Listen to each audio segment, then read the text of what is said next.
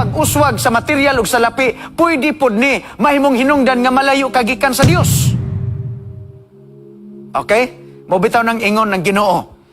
Unang Korinto kapitulo 10 bersikulo 31, sa pagbuhat sa bisan unsa, buhata ang tanan alang sa paghimaya sa imong Dios. Buhata ang tanan alang sa pagpasidungog sa imong Ginoo. So again, when God allowed you to be blessed with material wealth, use it for God's glory. When God allowed you for any privilege, blessing, or any material prosperity, gamitan na alang sa paghimaya sa Ginoo. Gamitan na alang sa pagtabang sa atong isig katao.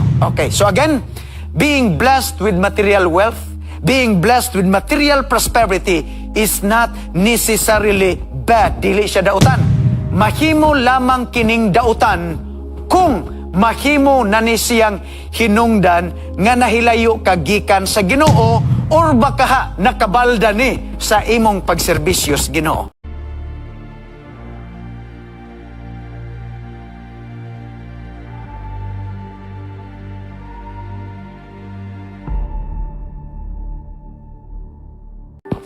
The man who showed everything. Mao ni ang atong hisgutan. Ang sugilanon sa usa ka tawo nga iyang gipakita, gipadayag, ngadtos mga tao, katilingban, ang mga butang nga iyang nakabot sa iyang kinabuhi. Ang mga butang nga iyang naangkon, ang mga butang nga naa sa iya, iya ning gisulti, iya ning gipadayag, o iya ning gipakita ngadtos mga tao. Unsa ni nga klase sa batasan? Unsa ni nga klase sa kinaiya mga higalag mga kaigsuonan, mao ni ang atong tutukan karon nga gabi. Usa kini kasugilanon sa usa ka hari. Sugilanon sa usa ka hari diha sa balaan nga kasulatan di nang iya nga kinabuhi nagsugod og maayo, pero ning sangko ni ngadto sa dili kaayo nindot nga kasinatian. Alang sa pagsugod ato una balikan ang ingnon ta tugon ni Moises ngadtos mga tao. Kini nga tugon mga kaigsunan mabasa ni natos Deuteronomio, diin kana nga area sa iya nga kinabuhi, kana bang pamilin-bilin, pasabot mo rabag, panugo na, kay padulong na siya, nasayon siya nga, padulong na siya mamatay, o dili siya makatabok ngadto sa pikas, dili siya makatabok ngadto sa yuta sa saad, nagbilin siya importante kaayo nga tugon ngadto sa mga tao. O kini nga tugon praktikal kaayo nga tambag mga higala o mga pinalangga namo nga kaigsunan. Unsa man ni ang tambag niya?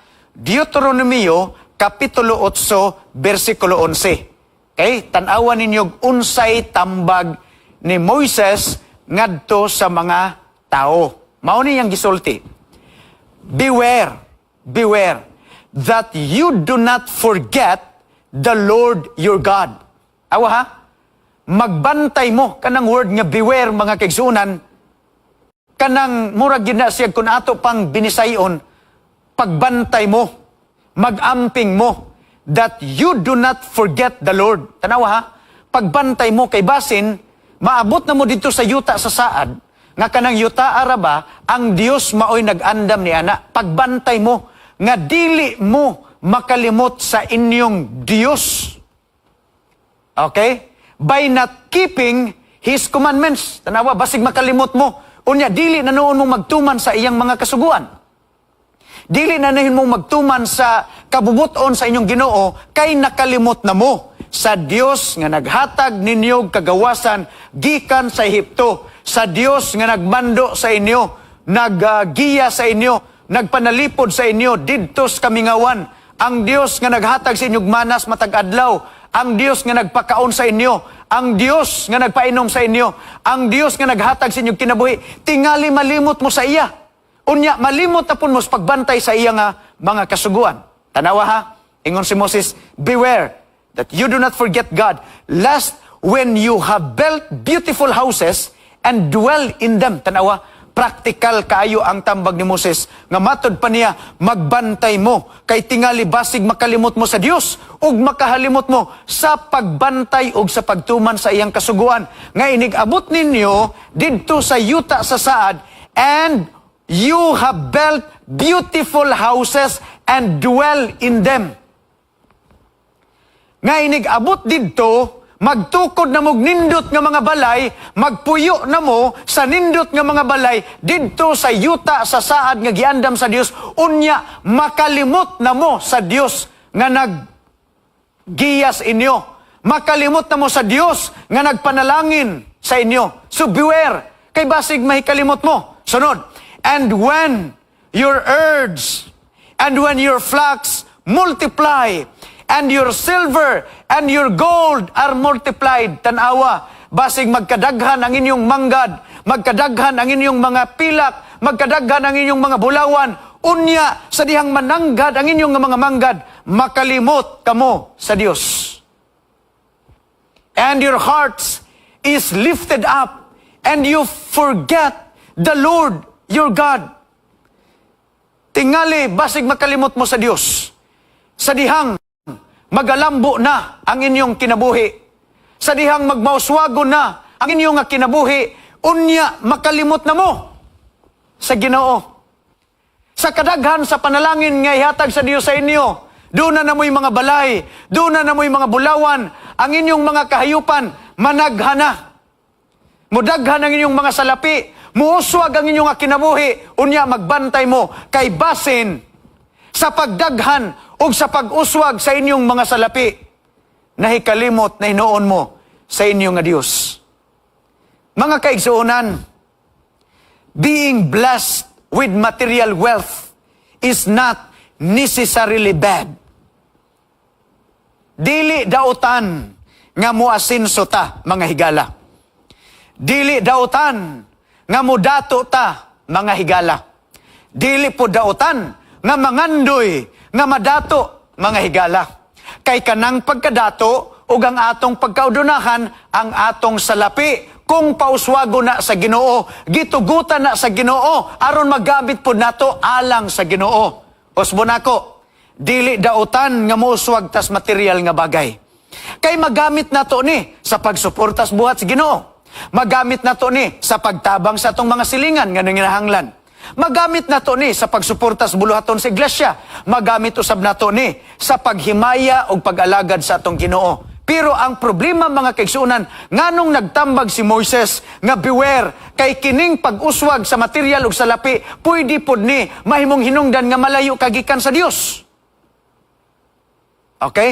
Mobitaw ng ingon ng Ginoo. Unang Korinto kapitulo 10 bersikulo 31, sa pagbuhat sa bisan unsa, buhata ang tanan alang sa paghimaya sa imong Dios. Buhata ang tanan alang sa pagpasidungog sa imong Ginoo. So again, when God allowed you to be blessed with material wealth, use it for God's glory. When God allowed you for any privilege, blessing, or any material prosperity, gamitan na alang sa paghimaya sa Ginoo. Gamitan na alang sa pagtabang sa atong isig katao. Okay, so again, being blessed with material wealth, being blessed with material prosperity is not necessarily bad. Dili siya dautan. Mahimo lamang kining dautan kung mahimo na ni siyang hinungdan nga nahilayo kagikan sa Ginoo or baka nakabalda ni sa imong pagserbisyos Ginoo. Let's go to the story. The story is about King Hezekiah. O ang iyang sugilanon, mga kaigsunan ug mga higala, makita nato diha sa ikaduhang Kronikas. Okay? Kining sugilanon. You know what? Si King Hezekiah, mga kaigsunan og mga higala, nagsugod ang iyang pagkahari nga maayo. Nagsugod ang iyang pagkahari nga matinud-anon siya. In fact, kung ato nga tanaw ng kasaysayan, nag-ingon, there was no king that was so much like David as King Hezekiah was. Okay? Walay lain hari nga sama kang Hezekiah, nga daw nahimong sama kang David sa iyang pagmando, sa iyang pagdumala sa Israel. In short, impressive ang iyang leadership, impressive ang iyang pagkahari, impressive ang iyang pagmando sa mga tao, ug ang iyang pagdumala sa mga tao, ilalom sa pagmando usab sa atong Ginoo. So, nag-start siya nga maayo, nag-start nga nindot ang iyang leadership, nag-start nga nindot ang iyang administration, mga kaigsuunan. But you know what? God tested Hezekiah. Naghisgot na kagabi nga sa usa ka sugilanon ni Simon Peter, he was given the privilege, the blessing, he was given opportunity, but God tested his character. And the same sa ato nga story karon. Maayo ang iyang leadership, maayo ang iyang pagdumala sa mga tao, but God tested his character.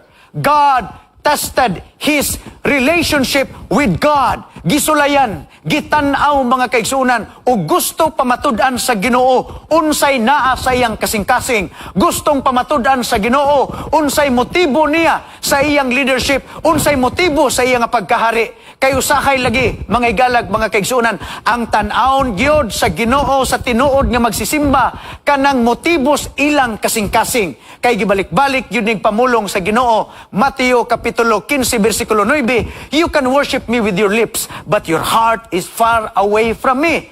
Ang inyong pagsimba, pagdaig sa ako, kutubras inyong mga ngabil, na nag-awit mo sa inyong mga ngabil, na nagpamulong sa inyong mga ngabil, na nagsulti, mga tamis nga mga pinulungan sa inyong mga ngabil, apan ang inyong kasing-kasing, halayo, gikan kanako.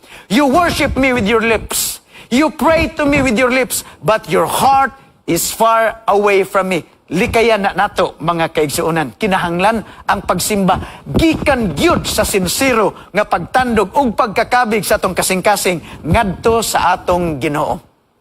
Because Hezekiah became proud of his possessions. And again, God wanted to test his character. And God wanted to test the motive of his heart. Because usahay lagi mga higala, kining atong kasing-kasing deceptive kaayo. So, in his story, in his life, God tested his character. Why? Because this king, who started to be a good king, who started to be a good administrator of Israel, he became proud. So, kung moingon tag, he became proud, pasabot, sa pagsugod sa iyang pagkahari, dili unta siya garboso. Okay? Kay wala bayay hari, nga murag dool-dool bas pagkahari ni David. Si Hezekiah ra, siya ray murabag, makumpara nato nga, mas dool-dool nga to kang David. But you know what? He started to be a good king. He started to be a good administrator of Israel. But he became what? He became proud. Usahay baya, ingon ni anak ta. Panalanginan tas Ginoo, tagaan tag opportunities Ginoo, tagaan tag blessing sa Ginoo. Pero instead nga mahimutang grateful nining mga blessing nga nadawat natos Ginoo.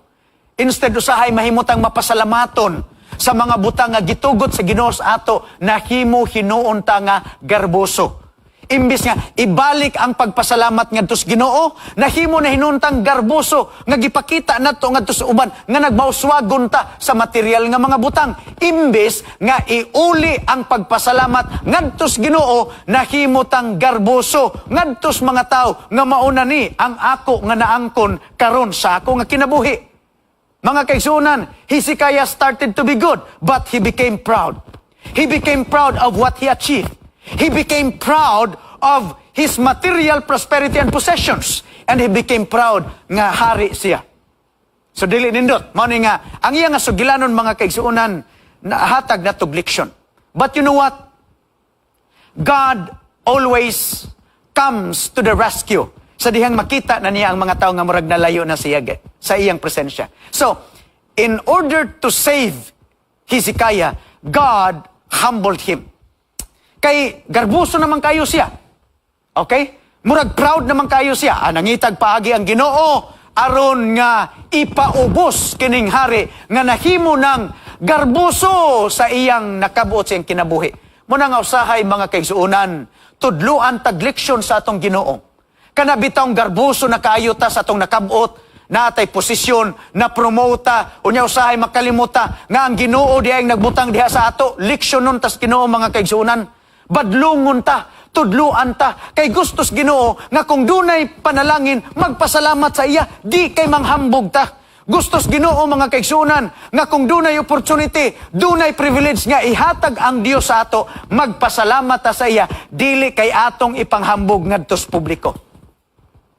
So in order to save Hezekiah, God humbled him. Mao na giingon ni Ellen White mga kaigsuonan that everyone has undiscovered traits of character.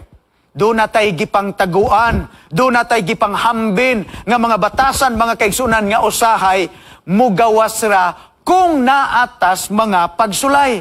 That's why sometimes God allowed these tests.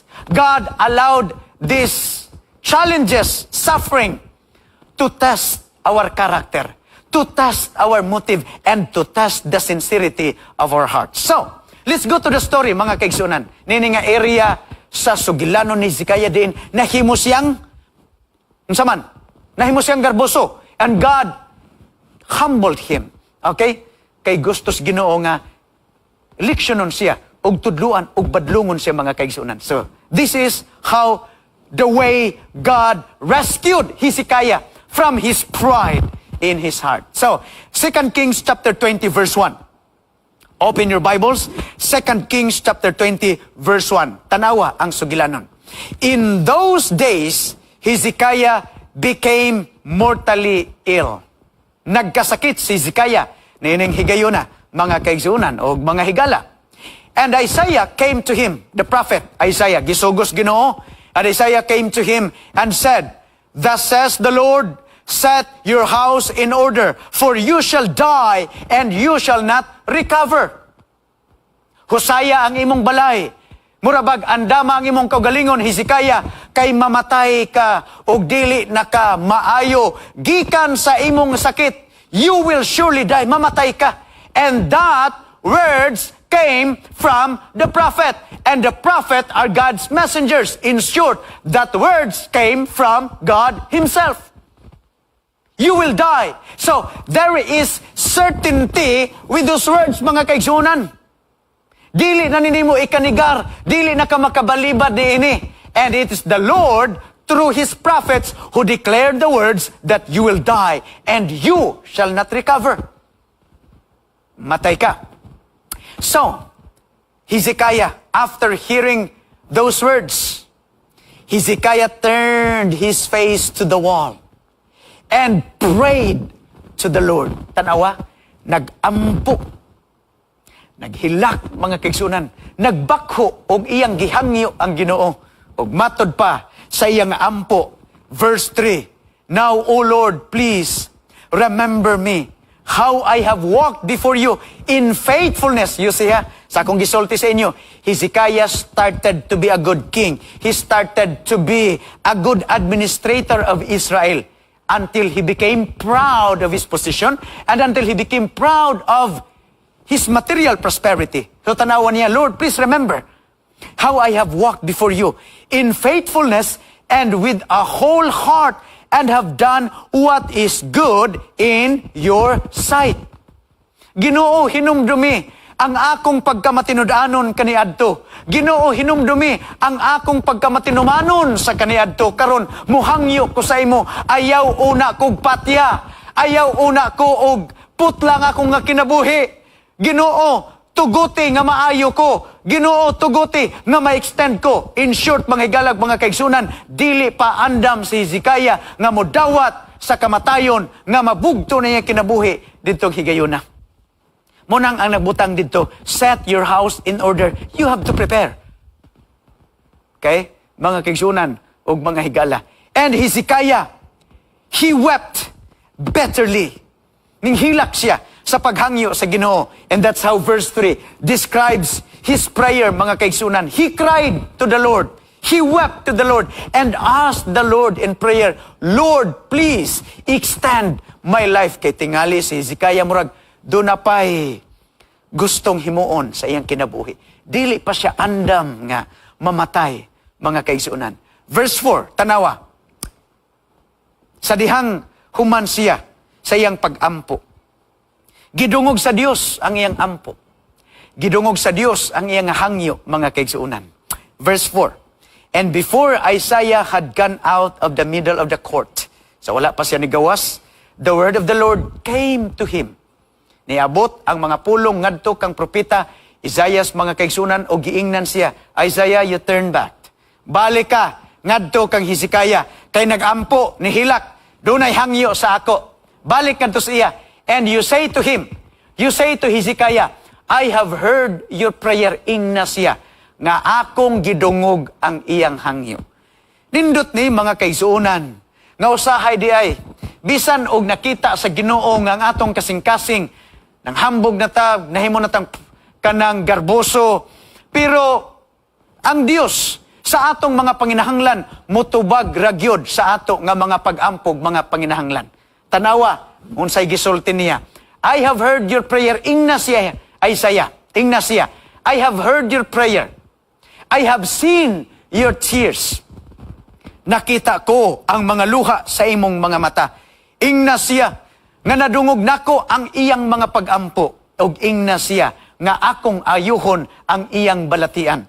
Og dili lamang kana, Isaiah, ingna siya, nga akong i-extend ang iyang kinabuhi 15 years gikan karon. Not bad. 15 katuig, mga kaigsunan. Ay daghan na kaayog mahimo si King Hezekiah. Anang 15 katuig nga gidugang sa Dios sa iya nga kinabuhi. Dili lamang kana, mga kaigsunan, dili lamang nga gidungog sa Dios ang iyang pag-ampo, dili lamang nga giayo siya sa iyang balatian, dili lamang nga gi-extend ang iyang kinabuhi another 15 years.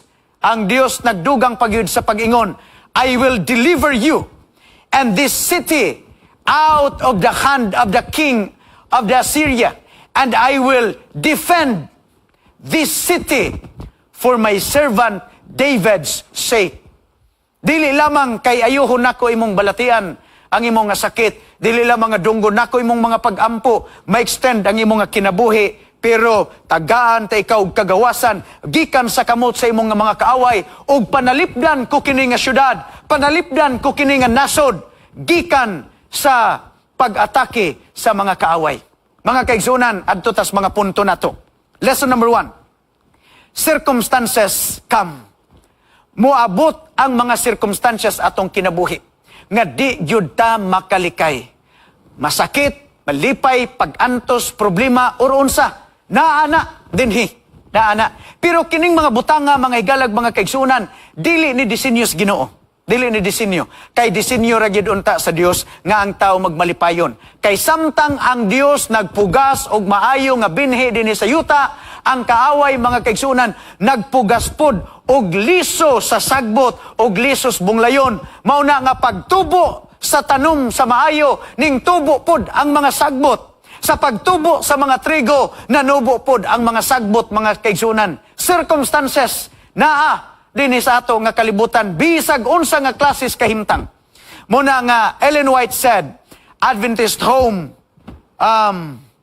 page 90, paragraph 2, nag-ingon, you are then prepared to be placed in any circumstances in life. Tawa ha? Gibutang kita sa mga circumstances kinabuhi. Ang uban, mga kaigsunan, maayo nga mga circumstansya, ang uban nindot, ang uban nag-antos ta, ang uban dunay mga problema, dunay mga kasakitan, dunay daghan nga mga eksperyensya. Managkalahi. Tanawa baya? In His providence, He brings these souls into different what? Positions and varied circumstances. Managlahi. Ako, lahi kog kaagi, lahi kog sitwasyon, lahi po kog kalisod. Kamu, mga kaigsunan, lahi po mo kaagi sa inyong kinabuhi, lahi po mo kahimtang, lahi pod mo og sitwasyon. Managlahi ta. Pero gitugot sa Ginoo nga mabutang ta sa mga circumstances atong kinabuhi, kay dunay tuyo ang Ginoo, mga kaigsunan. Kay dunay tuyo, duna say katuyuan, duna say purpose. Dugang pa ang Biblia nagsulti sa Job chapter 14 verse 1, mga kaigsunan, man who is born of a woman is of few days, tanawa, and full of trouble. ang tao na himugso dinis kalibutan, gikan sa usa ka babae.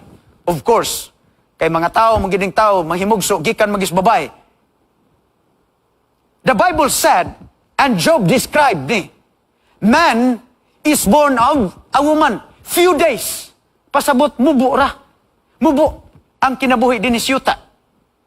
Kay mao bitaw na nga gisulti sa Psalm chapter 90 nga ang average nga kinabuhi sa tao pila ra 70 years. And by reason of strength, okay, there's an extension of about 10 years. Depende sa pag-amping sa imong kinabuhi.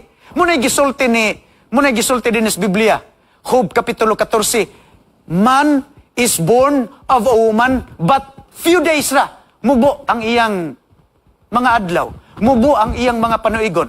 Kaya ako bitaw mga kaigsuunan, 30 naman ko kapin. Ang kanang kapin, kamo nalay kwinta, og pilay kapin ana. Ang ato ko nung kinabuhi, mura ko nuta, og kanabang adlaw bitaw nga nagsubang. Nga kung bata pa ta, maupay pagsubang sa adlaw. Magkaulitaw ta, murag mo alas 8 ng adlaw, mo alas 9 na, hangtod nga maminyo ta, hangtod makaanak ta, hangtod ang adlaw mo abot sa alas 12, tunga-tunga. Na, kung ang average nga edad sa tao si tinta, ako tunga-tunga na ko mga kaigsuunan, kay 30 na ko kapin, mananana ko sa alas 12. Tunga-tunga na. Ang ako nga kanabang nakonsumo nga mga katuigan dinhi sa yuta. Pero ang uban sa inyo, kung ako alas 12 na, ang uban sa inyo alauna na. Ang uban sa inyo alas 2 na, hapon-hapon na. Ang uban alas 3, alas 4, alas 5. Ang uban sa pagod sa inyo, talisawp na ang atong adlaw din hisyuta. Nga naman, few days lang. And of that few days, and the shortness of your life on earth, it is full of trouble. Puno sa mga kasakit, puno sa mga sirkumstansya. Mauna nga kanang drama sa radio, mga higala, di gyud ko kalimot ana. Kanang drama sa RMN, sa Radio Mindanao Network, sa DWHP, kanay kalauna, kini ang akong suliran. Tanawa ba yan ninyong introduction nilang nagsulti? Sa imong pagkahimugso nining kalibutan na, gikaluhaan ka ng daan og suliran. Dunay mga suliran nga mapas-an nimo nga ikaw ra. Apan dunay mga suliran nga nagkinahanglan kag kaabag alang sa pagsulbad niini. Tungod niini, nataw kining atong tulumanon. Kini ang akong suliran. Mao nay gisulti. And that's how the Bible describes our life. It's few days, short and full of trouble. Gibutang tas Ginoo sa managkalahi nga mga sirkumstansya. O kini mga kaigsuunan, mapabor mag sa dili, mamalipayon mag sa dili, mga sirkumstansya, muabot gyud sa ato nga kinabuhi. Mauna nga mangandam gyud ta sa kanunay mga kaigsuunan. Aron nga pag-abot ni ini, dili ta mahikalimot nga doon tay Dios nga masandigan. Panahon nga muabot ang mga circumstances sa atong kinabuhi. Number 2, every circumstance is an opportunity. Number 1, circumstances will come. Number 2, every circumstance is an opportunity. Unsa kuno? Pasabot ang mga sirkumstansya, maabot sa atong kinabuhi, kay oportunidad na sila. Sumpayan natong sugilanon. Naayo si Hezekiah. Naayo siya, na-extend ang iyang kinabuhi. Sa dihang na-extend iyang kinabuhi, pila ka tuig mga kaigsunan? 15 years. 2 Kings chapter 20 verse 12. Tanaw nato. Unsay nahimong resulta ani og impact nga nahitabo sa surrounding nga mga nations. Chapter 20 verse 12. At that time, Merodach Baladan, the son of Baladan, the king of Babylon, sent invoice with letters and a present to Hezekiah. Tanawa ha? Ang Babylonia nagpadala og mga dignitaries padulong didto kang Hezekiah. Ang tuyo, mga kaigsunan, nasayod na mo. Kay naabot ang balita dito sa ila nga si Hezekiah nagkasakit, mga kaigsunan. Unya sa diyang nagkasakit, kabalugyod ang mga tao.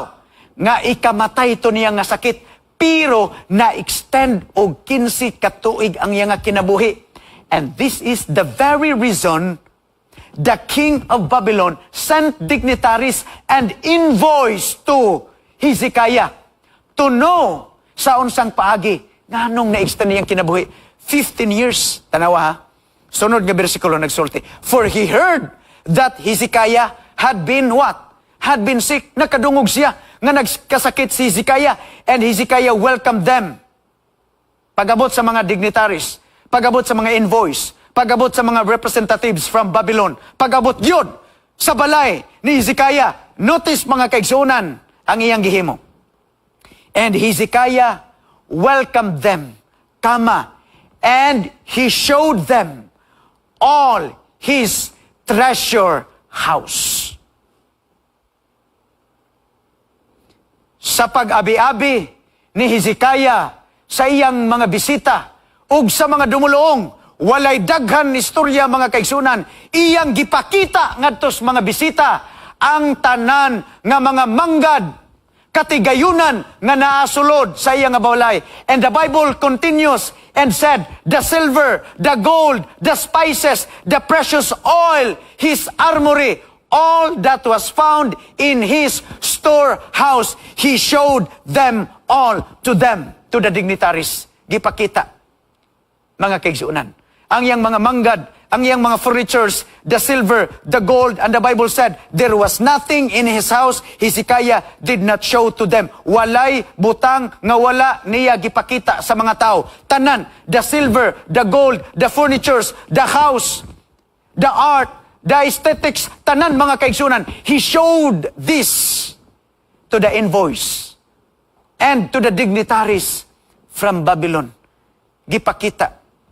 Again, ang question mga kaigsunan, why did these people come? Nganong naabot man ni sila dito kang Hezekiah? Ang tubag, because these people, they wanted to hear about the God who had this power to extend Hezekiah's life. Niabot sila dito sa kang Hezekiah, kay gusto silang masayod mga kaigsunan, unsa ni nga Dios dunay gahom sa pag-extend sa iyang kinabuhi. Ang Dios nga dunay gahom sa pag-ayo sa iyang balatian. Mauni ang gusto nilang masayran. Pero ang gipakita ni Hezekiah mga kaigsunan, dili ang gahom sa Dios, kung dili ang na-accumulate niya nga mga material nga mga butang sa iyang kinabuhi. Ang tanan manggad, ang art, ang furniture, mga bulawan, silver, gipakita og iyaning gipanghambog ngadtos mga tao, instead nga iyang ipakita ang pagka-maayo sa Ginoo. Again, he became proud of his possessions. He became proud of his material blessing. Nagingon diri mga kaigsunan, verse 13. There was nothing in his house or in all his realm that Hezekiah did not show to them. Imagine, walay bisan usa nga iyang gitaguan. Tanan nga butang nga naas iyang balay, iyang gipakita, iyang gipanghambog. Di niya napalit. Unsay presyo, ani? Unsay brand mga kaigsunan? Iyang gipanghambog. Kabantay mo, usahay? Kita baya, menta, akong cellphone, iPhone. Laptop, MacBook. Sakyanan ako, mao ni ang brand. Akong balay, hapit na mahuman. Na ako sa mao ni nga subdivision. Mga kaigsunan, nalimota. Nga ang nag-provide sa ato nining material nga mga blessing ang Ginoo. O gitugot nis Ginoo nga moabot sa imong kinabuhi aron gamito nimo ni alang sa paghimaya, pagsimba ug sa pagpasalamat sa Ginoo, dili kay aron nga imo ning ikapanghambog ngadto sa mga tao nga nakab-ot nimo ni mga butang nga sa imong kinabuhi. Usbo nako, every material blessing is allowed by God to be accumulated in your life in order to return the glory and the honor to our God. Ibalik mga kaigsuunan. And he said, si Isaiah prophet Isaiah, nibalik ngadto sa iyag nangutana. What have they seen in your house? Sa may lang nakita sa imong balay. Brothers and sisters, what have they seen in your house? Unsa may nakita sa mga tao sa inyong balay? And what do they remember about you? Unsa may mahinumduman sa mga tao sa imo? And what makes the impression towards the people? Sa may makita sa mga tao sa imong balay? Ug kung makita ka sa mga tao, unsa man ang ilang mahinumduman, Unsa may impression sa mga tao, sa dihang makita kanila, sa dihang may istorya kanila, sa dihang mahibalag kanila, unsa man ang mahinumduman sa mga tao, sa dihang makita nila ang imo nga presensya. Hezekiah answered, "They have seen all that is in my house, and there is nothing among my treasures that I have not shown to them." Tanan ilang nakita, o walay natago. 2 Kings chapter 20 verse 16. Prophet Isaiah said, "Behold, the days are coming, when all that is in your house, and what your fathers have accumulated until this day, shall be carried to Babylon." Nahitabo mini mga kaigsuunan. Nga tungod ni ini, kay nakita sa mga dignitary sa Babylon, ang mga cups, ang mga vessels, nga mga gold, mga silver, mga bulawan, gisakop sa Babylon, ang Jerusalem, ang Judah, mga kaigsuunan, unya gibit-bit ang mga vessels nga mga bulawan didto sa ilang nga lugar. Tungod kay ilan ni nga nakita. Prophets and Kings, Ellen White said, "The visit of these messengers from the ruler of a faraway land gave Hezekiah an opportunity to extol the living God." Tanawa, Ellen White said, opportunity unta ni. Nga kining mga tawhana, gikan sa lugar nga wa magilag Dios. Opportunity unta ni. Alang kang Hezekiah, nga iyang ma-introduce ang Dios ngadto nila. Nga makaila sila, nga ang Dios mao'y nag-extend sa iyang kinabuhi. Nga ang Dios mao'y nagpanalangin sa iya. Naghatag sa iya nga posisyon, naghatag sa iya nga manggad. Pero mga kaigsuunan, imbis nga ang Dios mo'y iyang i-introduce ngadto sa mga tao, ang iyang na-introduce ang mga blessing, ang mga butang nga naa sa iya nga balay. Ellen White said, "But pride and vanity took possession of Hezekiah's heart." Ang garbo, mao na nasa iyang kasing-kasing. Mga kaigsuunan ug mga higala, every circumstance is an opportunity. Every circumstance is an opportunity. And the last, every circumstance is a test. Number one, circumstance will come. Number two, every circumstance is an opportunity. And number three, every circumstance is a test. God tested the character of Hezekiah. Gusto nga makita sa Dios ang iyang batasan og tinuod niya nga kinaiya. 2 Chronicles chapter 32 verse 32. In the matter of the invoice of the princess of Babylon, who had been sent to him to inquire about the sign that had been done in the land, God left him to himself in order to test him and to know all that was in his heart. Gitoyo nis Ginoo nga sitwasyon aron sulayan ug tistingan unsay naa sa kasing-kasing ni Hezekiah. Not to glorify God did he do this, but to exalt himself in the eyes of the foreign princess. Iyan ang gihimo, dili alang sa paghimaya sa Dios, kung dili alang sa paghimaya sa iyang kaugalingon. Mga kaigsunan, hinumdumini, sa tanan nga butang nga naas ato nga kinabuhi, unsa man nga opportunity ang ihatag sa Ginoo, ayaw gyud og kalimot, himayaa og pasalamati ang Dios.